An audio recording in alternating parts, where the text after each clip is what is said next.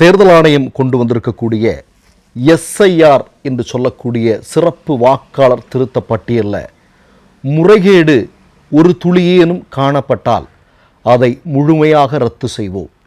அது பீகார் தேர்தலை ஒட்டி மட்டுமல்ல, அது பீகாரில் மட்டுமல்ல, இந்தியா முழுமைக்கும் அது பொருந்தும் என்று நேற்றைய தினம் தேர்தல் ஆணையத்தை பார்த்து மதிப்புக்குரிய உச்சநீதிமன்றம் எச்சரிக்கை விடுத்திருக்கிறது.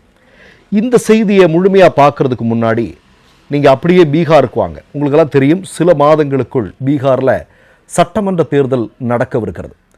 அங்கே பாஜகவினுடைய நிலைமை, மோடியினுடைய நிலைமை என்ன என்பதெல்லாம் நம்ம கண்கூடாக காட்சிகளாக பார்த்து கொண்டிருக்கிறோம். ராகுல் காந்தி செல்லக்கூடிய இடங்களிலெல்லாம், குறிப்பாக கிராமங்களிலெல்லாம் எந்த காலத்திலும் இல்லாத அளவிற்கு காங்கிரஸுக்கு பின்னால் மக்கள் அணிதிரளக்கூடிய காட்சியை பார்க்கிறோம். ஆனால் மோடியினுடைய கூட்டத்திற்கு ஆள் இல்லை.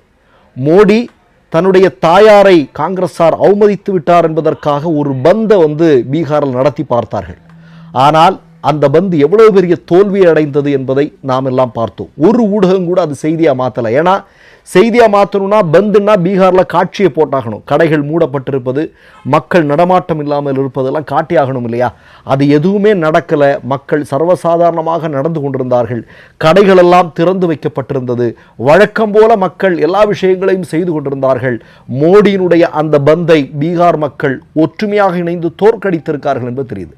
அப்போ இந்த நேரத்தில் மோடி அங்கே வெற்றி பெற்றாக வேண்டும், பாஜக வெற்றி பெற்றாக வேண்டும், ஆர்எஸ்எஸ்க்கு அங்கே அதிகாரத்தில் வந்தாக வேண்டும். இதற்கு பல்வேறு திட்டங்களை தீட்டிக் கொண்டிருக்கிறார்கள்.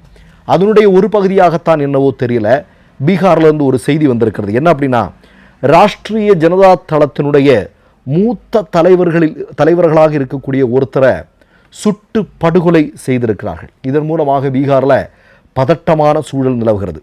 பீகாரில் இருக்கக்கூடிய ராஷ்டிரிய ஜனதா தள் கட்சியை சார்ந்த ராஜ்குமார் என்கிற ஆலா ராய் கடந்த புதன்கிழமை அன்று மர்ம நபர்களால் சுட்டு கொல்லப்பட்டிருக்கிறார். இரத்த வெள்ளத்தில் கிடந்த அவரை கொண்டு போய் மருத்துவமனையில் கொண்டு போய் சேர்த்திருக்கிறாங்க. ஆனால் சிகிச்சை பலனின்றி இறந்திருக்கிறார். இது ஒரு தலைவருக்கு இப்படின்னா, இன்றைக்கு உங்களுக்கு நல்லா தெரியும் தேஜஸ்வி யாதவ் யாருன்னு.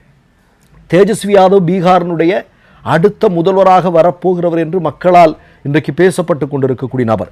இந்த தேஜஸ்வி யாதவின் மீது மட்டுமே கடந்த சில மாதங்களுக்குள் நீங்கள் பார்த்தீங்க அப்படின்னா ஒரு 6 முறை அவர் குண்டர்களால் தாக்குதலுக்குள்ளாக்குவதிலிருந்து தப்பிச்சிருக்கிறார்.